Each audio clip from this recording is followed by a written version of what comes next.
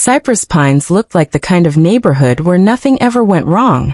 And that's exactly what David Whitaker, a quiet, widowed veteran and engineer, had been looking for. A place to retire, garden, and mind his own business. But David didn't know that peace and privacy came with a price. That price? The Homeowners Association, and their president Linda Farrow. One crisp Tuesday morning, David received a formal notice from the HOA. Violation. Unauthorized vehicle parked in driveway overnight. Fine. $75. David looked at his silver pickup truck, legally registered, insured, and parked exactly in his own driveway. He shrugged it off. But that was only the beginning. In the following weeks, David received 5 more violation notices. One for his trash bins being out 30 minutes early. One for unsightly lawn edging.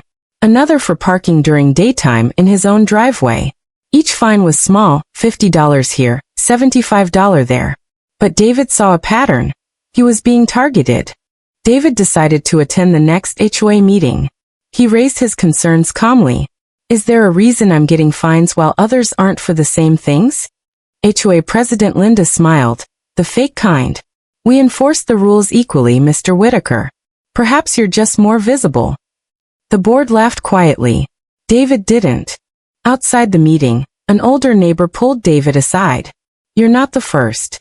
Linda's been running this place like her personal kingdom for years. She targets anyone who doesn't fit her image, especially single men. David nodded slowly. He didn't just want the fines to stop. He wanted the truth. David wasn't just any homeowner. He had worked as a systems analyst in the military. He knew how to dig. He started collecting every fine. Photographs of neighbors violating the same rules with no fines. Public HOA records. Linda's campaign donation history. Property tax records. And one very odd thing. A landscaping contract signed without board approval. David found it.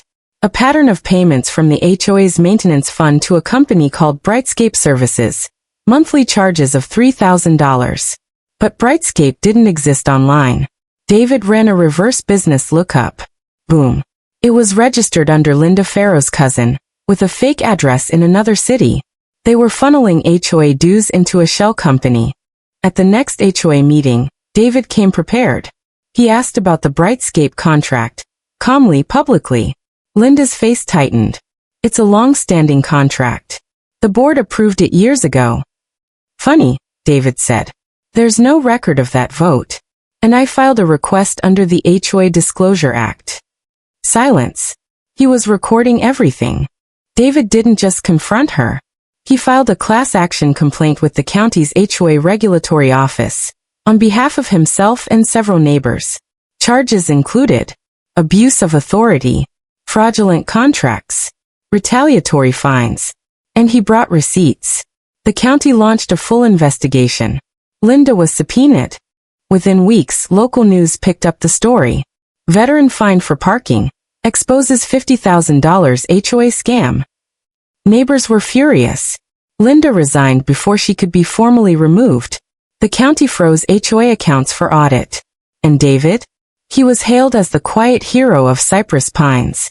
The HOA dropped all fines, refunded what they could, and installed a new board, one actually elected by the residents.